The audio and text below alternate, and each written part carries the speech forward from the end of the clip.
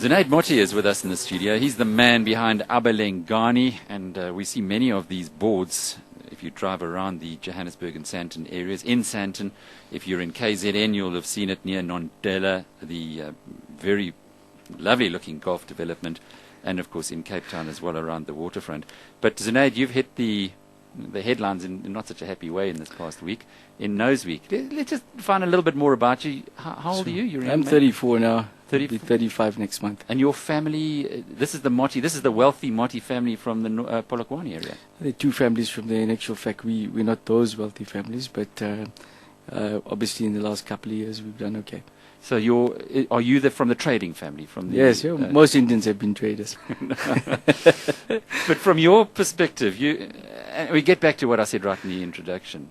If you owe the bank R1 million, you've got a problem. If you owe the bank R1 billion, they've got the problem. And it seems to be the case here with what you've been busy with in the past little while. No, I think you're reading too much into the Nose Week. The fact is that if you're R1 million or you're R1 billion, it depends purely on the position that you're in financially. If you're R1 million and your properties are worth 500,000, you're still in trouble. If you're over R1 billion and your properties are worth 500 million, then you're still in trouble. So I think it looks at ratios. It's all relative, really. R1 billion is a big number for most of the public, but for some institutions, it's something that's manageable. Well, the number's $1.5 billion that has been quoted. Exactly, and certainly out digging around in the, Nose Week does have its interesting side, but clearly we wouldn't have asked you on this program on the strength of one article alone. I have done quite a lot of digging, and things are not happy at the moment, not just for you, but for property developers generally. And I guess the question has to be the exposure that you've got into. You got into pretty quickly. Did you not read the downturn? It's an interesting question. Did you not read the downturn? I don't think most of the institutions have read this downturn. So, first of all, the issue of the article about being very much in trouble. I think the issue is nowhere did we say we were in trouble. Nowhere did Investec Bank say we were in trouble. We're not in litigation with the bank. We don't have any defaults that I can report on with the bank or creditors. I think that it's a sensationalization of the bank standing. They're standing with you, and that's the most important. The interesting thing, though, Alec, is that the information of Nose Week is dated May. By now, the bank would have pulled the rug if we were in trouble.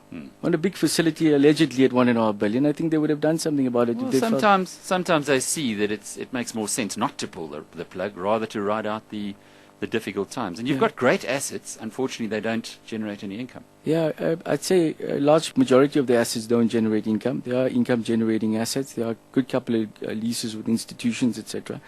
But our play has always been on a mix of more capital gain versus revenue and income-producing assets, which is something I obviously need to work very hard on over the next 5 or 10 years to try and change that mix. Because of markets like this and because of cycles, one needs to cater for those. But in a good market, we're doing great. No public was worried about our exposure.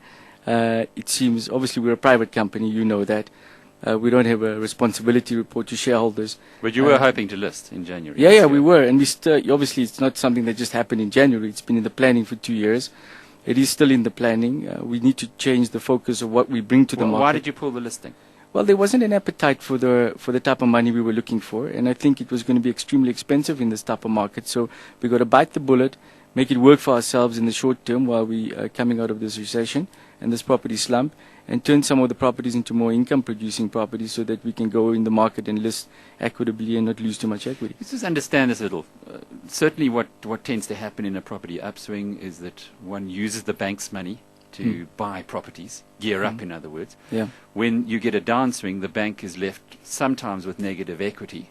Is that a situation that's happened with you? Yeah, I can safely say that isn't the situation. Otherwise the bank would have pulled the plug already on that type of number. I must just say that when you look at property, because the properties are highly valuable, they're still quite tradable, albeit not at the prices we want in a good market. In this market, they're very tradable. We're not selling any of the properties at the moment. There's no distress sale. A lot of people phone us every day saying, listen, is it for sale at half the price now?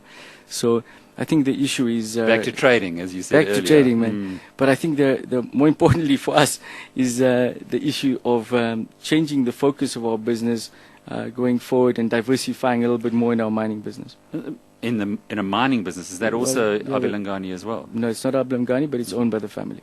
So the family is going to have to lock up the property side for a while, wait for the markets to improve, but you'll be focusing your attention in mining. Yeah, it means that we're going to put a lot more working hours in trading the position out. And I think what we're going to have to depend on is the support of our bankers, in which case they are supporting us. And I always explain it this way here. Yes, you do gear up when you buy properties because it's the only way really to develop a sensible, big balance sheet in the long term. Without a doubt, nobody's seen this crash coming. It's a good learning curve for us. It's an expensive learning curve, certainly. But it's something that we're going to have to make right over a period of time. What about the golf development in Nondela? It is spectacular from all reports. Pretty close to Johannesburg as well, near Little Switzerland in the KZN Drakensberg. Yeah. Are you going to be able to give potential investors some kind of incentive to go in there, because there's so many property developments that are in trouble right now, and that people are selling off cheap? You know, the fundamental behind it is that we're in a position where we are in the process of restructuring it into a 5-year term. Less debt compared to very minuscule debt in comparison to the development costs. The idea is not to drop the prices, but to wait the market out, to look after the development, caretake it. It is finished, so it's a little bit different from the other developers who haven't completed. In fact, in October, the last holes are fully grown in, and you can play the course. There are a couple of houses up, all the infrastructure is in. It's something that's more long-term now. 5 to 10 years is the time we need to wait on that asset. But the issue for the property market, in my view, is we're not the only guys that are suffering, but we're honest about it and we're saying, listen, we're experiencing some difficulties. We're restructuring. There's nothing wrong with restructuring your debt as long as it's sensible and you have the equity and the balance sheet to back it. Zunaid, you're not a shrinking violet. You like fast cars. You like, I don't know about the fast ladies, but you certainly you dress well. You're out there. Sure. Do you think that's part of the reason why you've been targeted? I think you're right. I think you're 34 years old. You occasionally drive a Lamborghini. It attracts attention.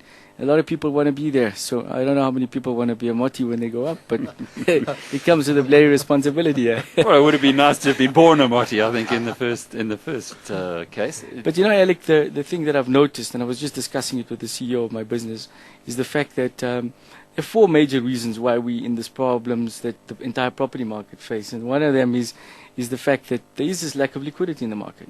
Lack of liquidity to lend for your end user, a lack of liquidity to develop. There's a nervousness on the side of the banks because they want to be 100% sure and more that their money is safe and well guarded. And certainly this Credit Act has put a lot of pressure on retail sales like Nondela. So you've got to wait it out. The infrastructure in Santon's not capable of handling 100,000 square meter bulk buildings. There's no need for them at the moment. It's a composition of a few issues. It's not just a simple line that says, listen, you're in trouble, come and pay. Speak to the liquidators, you know.